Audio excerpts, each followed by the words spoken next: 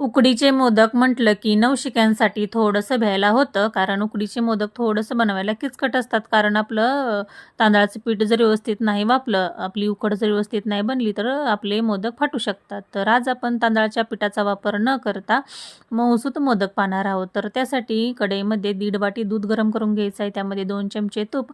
दुधाला छान उकळी आली की 1 वाटी बारीक रवा टाकून घ्यायचा आहे आणि सतत मिक्स करत राहायचं आहे. गाठी वगैरे होऊ शकतात आणि छान असं एकजीव करून घ्यायचं आहे आणि सर्वात शेवटी 2 चमचे तूप टाकून छान असं परतून घ्यायचं आहे.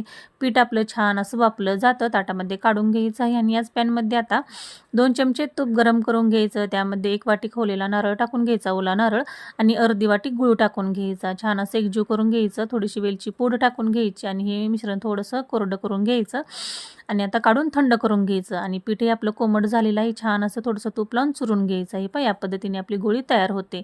आणि आता मोदकाच्या चाळणीला थोडंसं तूप लावून घ्यायचं. सारणी आपलं थंड झालेलं आहे आणि गोळी करून घ्यायची आणि छान अशी पारी करून अशा कळ्या करून घ्यायच्या आणि यामध्ये असं सारण भरून घ्यायचं आणि व्यवस्थित पॅक करून घ्यायचं. पहा, या पद्धतीने आपला मोदक बनवून तयार होतो. मोदकाच्या चाळणीमध्ये असं ठेवून द्यायचं आणि वरून थोडंसं इथे मी केशर लावून घेत आहे. यामुळे आपले मोदक दिसायलाही खूप छान दिसतात आणि सुगंधही खूप छान येतो. आणि आता 15 मिनिटं मोदक आपल्याला वाफवून घ्यायचे आहेत. पटकन वाफले जातात आणि तुम्हाला झाकण काढून दाखवते किती छान फुललेले आहेत आणि दिसायला किती छान दिसत आहेत. अगदी झटपट आपले हे मोदक बनवून तयार होतात. अगदी पहिल्यांदा जरी बनवले तर अजिबात फाटणार नाहीत. तर नक्की करून पहा. फॉलो करायला विसरू नका.